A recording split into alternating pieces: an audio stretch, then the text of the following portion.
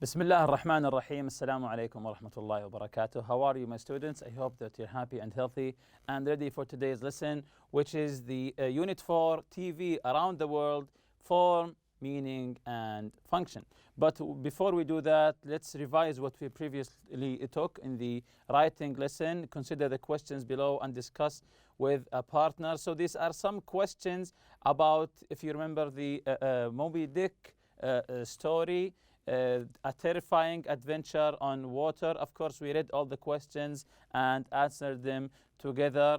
Moby Dick, directed by John Huston and starring Gregory Peck, Richard Bidhart, and Leon Jin. And it's written by Herman Melville.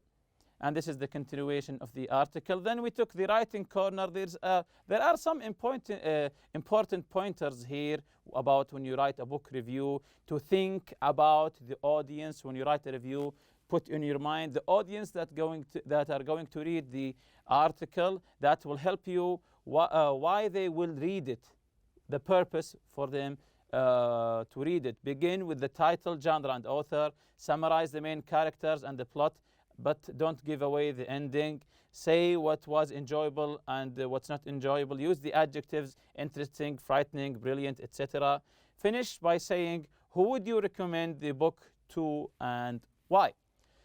So this is today's objectives for the form, meaning, and function. Identify correct and incorrect use of articles in writing samples. Explain the use of articles through a mind map. Use the identified article a or an correctly. Describe a noun with an adjective clauses. Use adjective clauses and relative pronouns in sentences. Use relative pronouns as subjects of adjective clauses. Use relative pronouns as objects of adjective clauses. So we'll be learning all of these today. So we begin with articles here. We use the indefinite article a or an before singular nouns. Of course, this is very well known. We use the indefinite a or an before singular nouns. When you say a car, a boy, you know that it's singular and it's a noun, or an umbrella, etc.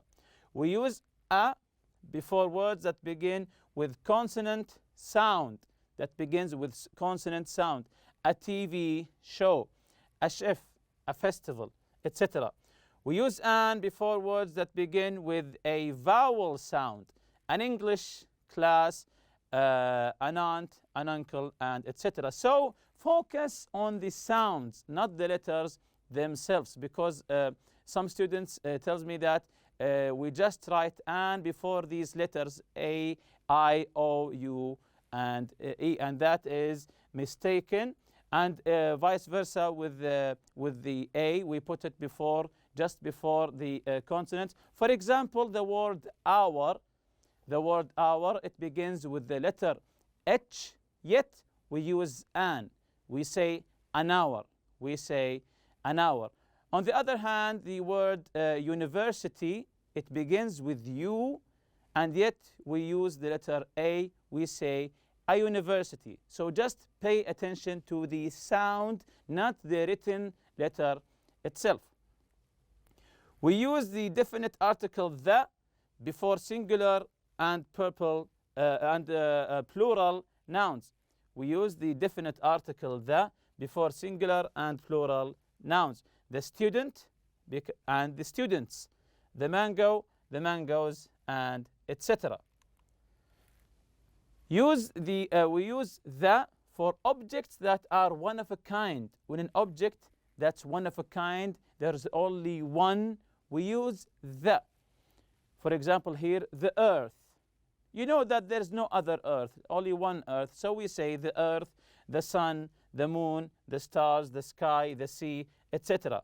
The sky, is there another sky to us? Of course, we know there's not. We use the with names of oceans, seas, rivers, mountain ranges, deserts, groups of states.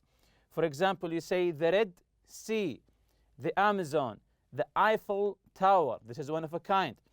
The Arabian Desert, the Alps, the United States. So we use them also, again, we use them with oceans, seas, rivers, mountain ranges, deserts, groups of states, the United States here. We use no article before the names of days, months, people, streets, cities, countries, continents, mountains, and islands. So with days, months, people, streets, cities, countries, islands, and mountains, we don't use any article. Of course, we can exclude the countries that are states, like previously said, the United States, but regular countries, we don't use any article. Fahad is my brother. So this is a name of a person. I don't say the Fahad. No, I just say Fahad. He's in Dubai on vacation. I don't say he is in the Dubai. No, we don't put any article. Mount Olympus is in Greece. I live on Main Street. So this is the name of a street. I don't say on the main street. She went to Europe with her parents. The festival starts in May. I don't say in the May. I don't say I'm going to meet you the Saturday. I just say Saturday. So I don't use it with days, months, people, streets, cities, countries, continents, mountains, and islands. We also use the for specific objects or people that have already been introduced or that are already known. For example, he is an English teacher. So now we know that there is an English teacher. The English teacher is very knowledgeable about other cultures. So this is an example of the object here, the English teacher, that have already been introduced. So, for example, if we're talking about a specific man, then I said, the man came. The man came. So you know now which man I'm talking about because he was mentioned previously in our conversation. We don't use the with plural nouns when we talk in general. When you're talking generally, when you want to generalize something, we don't use the with plural. When you say teachers work at school, teachers work at schools. So teachers here, you say teachers in general, or you say students work hard. This means that you talk about students in general. So when you want to generalize a plural, you don't put the. Read the two extracts from the TV show festivals in and around Saudi Arabia. Complete the paragraph with a and the or no article and the little dash here. TV show host, when did you first hear about the Jazan Mango Festival? Visitor, well, I first heard about Jazan Mango Festival 3 years ago. So number one, yes, the Jazan Mango Festival 3 years ago from business colleague. Yes, a business colleague in Dubai. So do we put anything here? Yes, we just put the dash. It means that there's no article here. He told me that every year in May, yes, excellent, nothing here. Jazan holds Mango Festival. Yes, the Mango Festival to coincide with the harvest of the mango. So I decided to come and see for myself. And I wasn't disappointed. Festival is very popular. Excellent. The festival is very popular and many people attend, including investors in agriculture products and families. There is lots of entertainment. So this is the first part. You did an excellent job. TV show host, every year in Saudi Arabia. So this is a country here. Yes, so there's nothing here. Janadriya National Heritage and Culture Festival. Yes, that's correct. opens with much excitement and high expectations. Many people from all over the country and from abroad attend. The Janadriya festival takes place in village near Riyadh. Yes, the village near, yes, Riyadh is a city, so we don't put anything here. And it is normally held between November and March. Yes, there are months here, we don't put anything, no article at all. When the heat is less extreme, it lasts for 2 weeks. The festival celebrates symbols of Saudi identity. There are camel and horse races. Yes, there's no article here. Displays of regional costumes, cuisines, and crafts such as carpet weaving and pottery. There are donkey rides for, yes, for the children. Excellent. You did an excellent job. So let's continue here. Choose one of the festivals in exercise A. We had 2 festivals, the Jazan festival and the Janadriya festival. Choose one of them and complete the extract with your own ideas. Share your idea with your classmates. So choose one and continue talking about the festival. Then share your ideas with your classmates and compare them together. Here's a fun fact. The Jazan province includes the Farasan Islands, the beautiful Farasan Islands in the Red Sea, a group of 84 islands. The main island of Farasan is about 50 kilometers off the coast of Jazan. Ferry service to the island is free twice a day. The islands are protected. The islands are a protected nature reserve and home to the endangered Arabian gazelle and many species of migratory birds. Farasan Island is also known for its beautiful beaches and several archaeological sites of Islamic heritage. So this is a fun fact about the Farasan Island. Continuing with the form, meaning, and function here, adjective clauses and relative pronouns. An adjective clause is a dependent clause that describes or gives information about the noun that comes before it. Again, an adjective clause is a dependent clause. Dependent can stand by itself, that describes or gives information about the noun that comes before it, before the dependent clause. The language that he or she speaks at home is Arabic. The language, so this is the noun, language here, and the adjective clause here, that he or she speaks at home. So he's describing the language that he speaks at home. This is a description for the language. Is Arabic. Is Arabic. You can continue here. Is Arabic. Relative pronouns relate clauses to nouns in adjective clauses. Use the relative pronoun who for people and which and that for things. So these are the relative pronouns.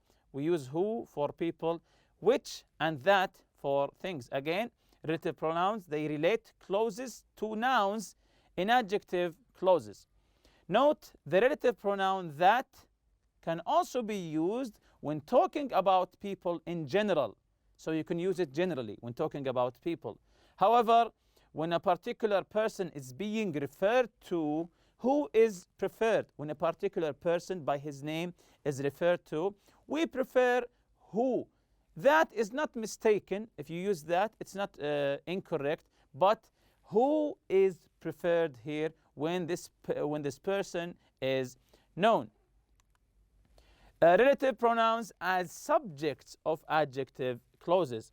Relative pronouns, who, that, and which, as subjects of adjective clauses. Relative pronouns can be the subject of adjective clauses. Relative pronouns that are followed by a verb are subject pronouns. Subject pronouns must be always included. Here's an example. I am someone who loves watching quiz shows on TV. So I am someone who, this is a relative pronoun as a subject of the adjective clause. loves watching quiz TV shows on TV. This is here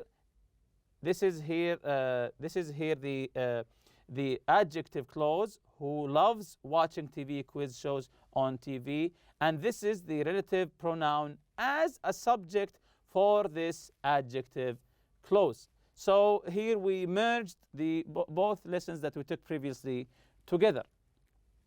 So continuing here, relative pronouns as subject of adjective clauses. Relative pronouns can also be the object of adjective clauses. Relative pronouns that are followed by a noun or a pronoun are object pronouns. Object pronouns can be omitted. Remember this, object pronouns can be omitted. Here's an example. English is a language that many people find easy to learn. English is a language that. So the relative pronoun here, that, is the object of the adjective clause.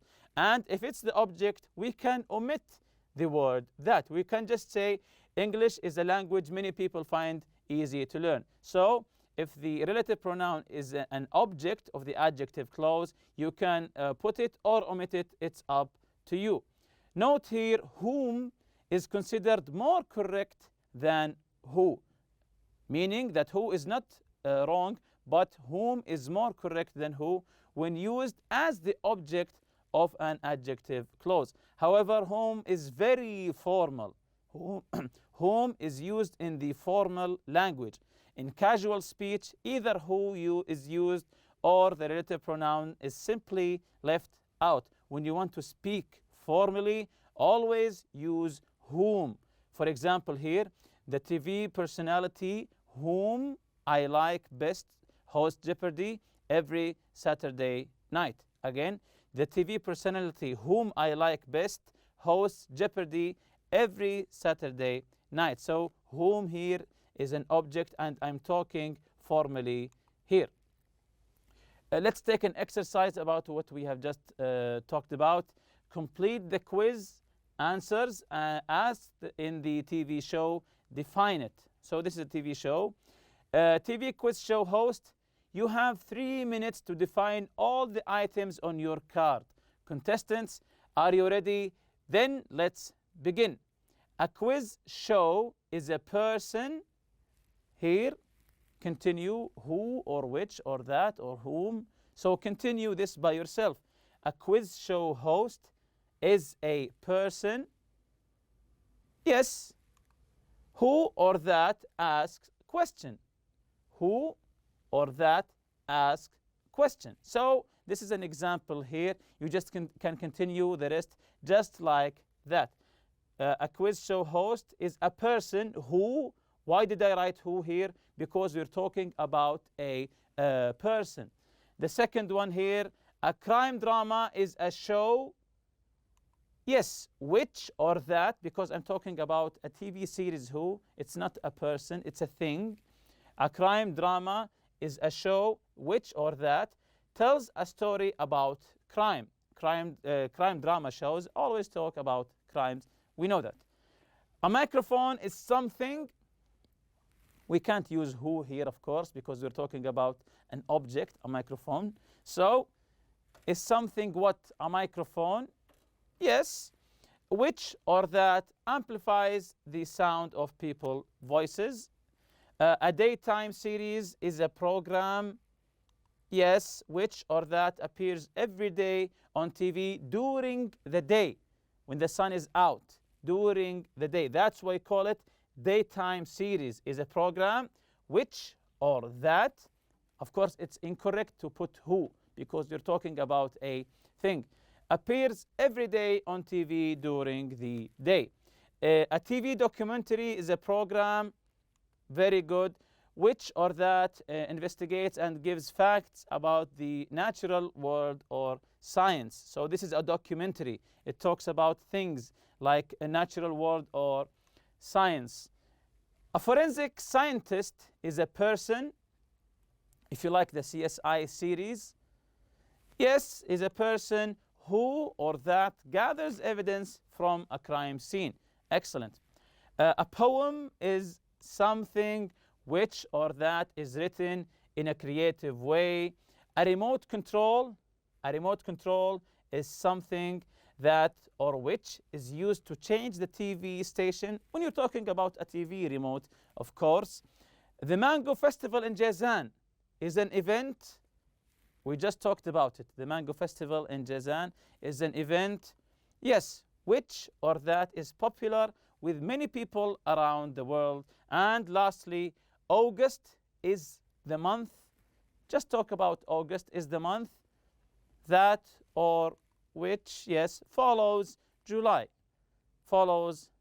or comes before September. It's up to you. And with that, we reach the end of this lesson. See you next lesson, inshallah. Subhanakallahumma bihamdik. Ashhadu an la ilaha illa anta astaghfiruka wa atubu ilayk. Assalamu alaikum.